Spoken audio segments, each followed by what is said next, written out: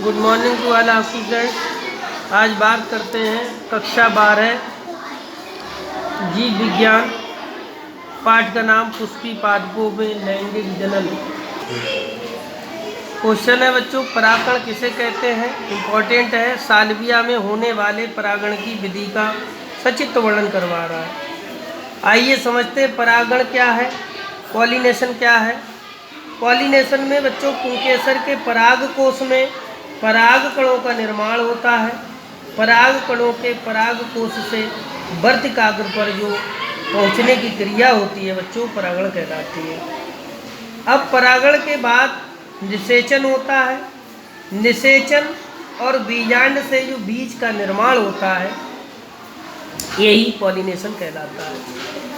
Pollination 2 type होता है, यानी परागण 2 प्रकार का होता है। नंबर 1 स्वयं परागण जो स्वयं से होता है, पर परागण जो किसी के माध्यम से होता है। बच्चों नाम से ही याद कर सकते हैं, पर मतलब दूसरा, किसी के माध्यम से, स्वयं मतलब स्वयं से। आइए स्वयं परागण क्या होता है।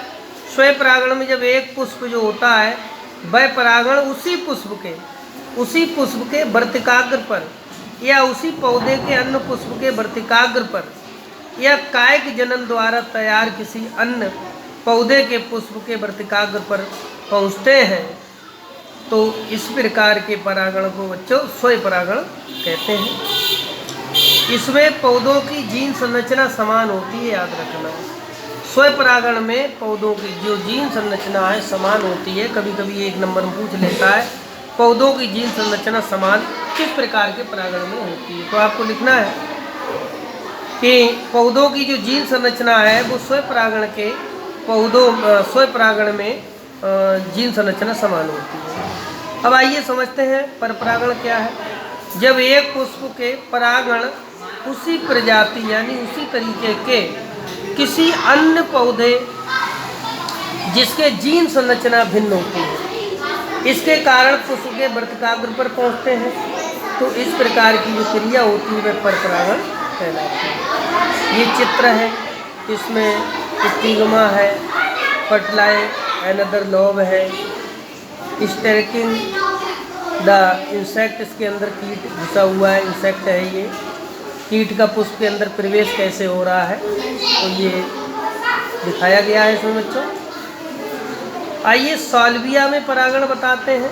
ये फिगर को आप ध्यान से बनाइएगा। ये एक द्विओष्ठी यानी 2 पंखुड़ियों वाली संरचनाओं का फूल होता है जिसमें कीट परागण होता है। देखिए कीट इसमें घुस रहा है। परागण कैसे होता है मैं समझाऊंगा।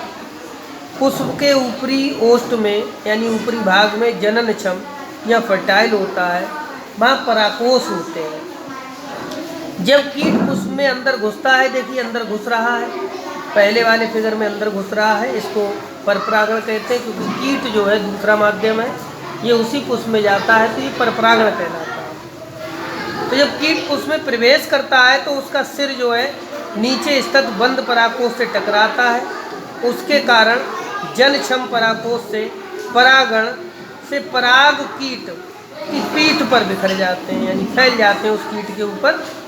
जब ये बिखर जाते हैं तो बच्चों ये जब दूसरे पौधे के किसी अन्य पुष्प में प्रवेश करेगा, मतलब उसी के समान जो पौधा और भी होंगे दूसरे इसी तरीके के पौधे, उनके फूलों में ये प्रवेश करेगा, तो ये समझ लीजिए उसके वर्तिकाग्र पर इसकी पीठ से जो परागण हल जाएंगे वो वहाँ पर अपना निषेचन करेंगे। निषेचन के बाद में यहाँ परागण के निषेचन हो जाएगा, फिर बीजांड से बीज का निर्माण हो जाएगा, तो इस क्रिया को साल्विया का परागण कहते हैं। Thanks to all of you students. आशा करता हूँ आपको समझ में आएगा।